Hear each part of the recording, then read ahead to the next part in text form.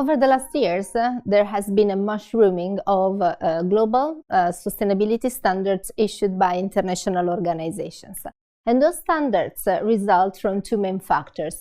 On the one hand, most of the problems that we face as modern societies, we may call them the grand challenges, be them climate change, economic development, migration, or human rights, can be hardly addressed at the domestic level. And therefore, we do need international organizations to tackle them and to orchestrate the action of countries.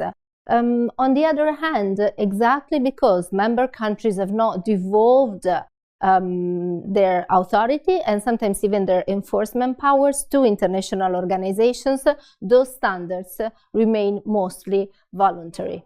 The fact that they're voluntary means that they try to achieve a specific policy goal, but they cannot rely on coercion. So they cannot rely on the power of a hard law.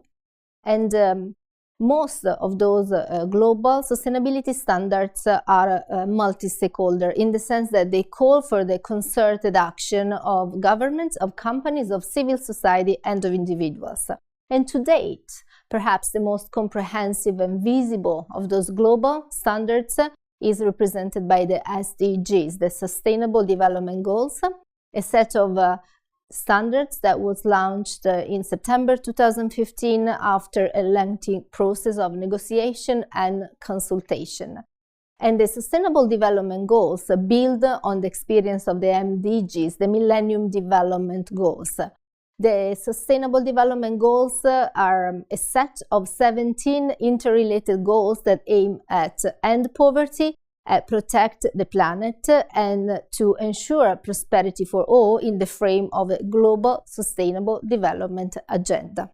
Companies have been recognized as central actors of voluntary multi-stakeholder initiatives, and in particular, around 2000, both the UN and OECD have launched or revamped multi-stakeholder initiatives targeting companies and aimed at improving sustainability. Paraphrasing Orwell, we might say that in such multi-stakeholder initiatives, all actors are equal, but some actors, global companies, are more equal than others. A milestone in the establishment of global sustainability standards for companies has been the establishment of the United Nations Global Compact with its central office and over 50 local networks all over the world. The UN Global Compact is based on 10 principles covering the areas of human rights, labor rights, environment, and corruption.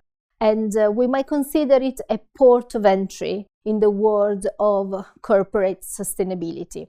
Recently, the Global Compact has nailed down specifically how companies can contribute to the Sustainable Development Goals.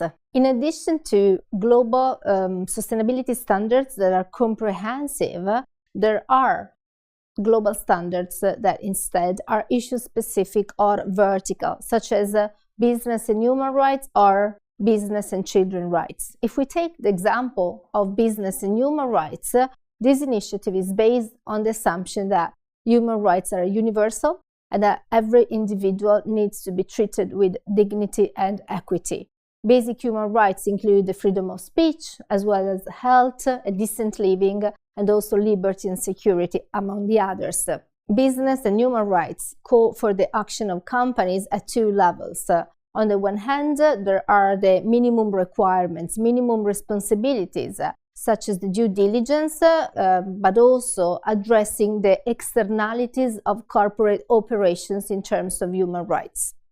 On the other hand, however, companies are expected also to proactively engage in the protection and promotion of human rights, for example, by creating a working environment that respects diversity and inclusion.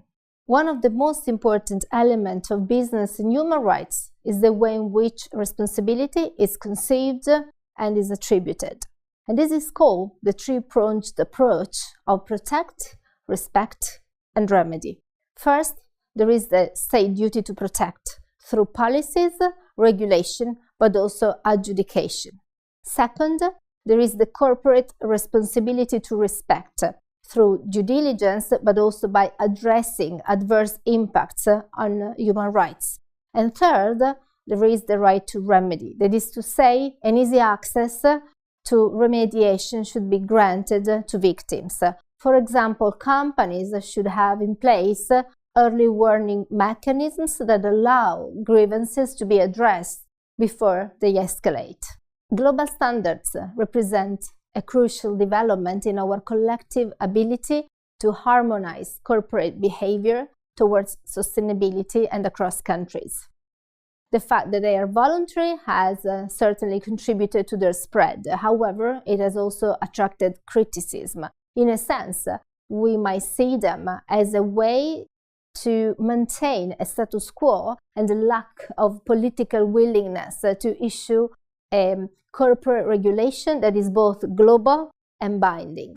At the same time, they may be considered the only game in town, and therefore it is of paramount importance that companies pay serious attention to them and include them in their mapping of the institutional landscape in order to achieve both their legal and social license to operate.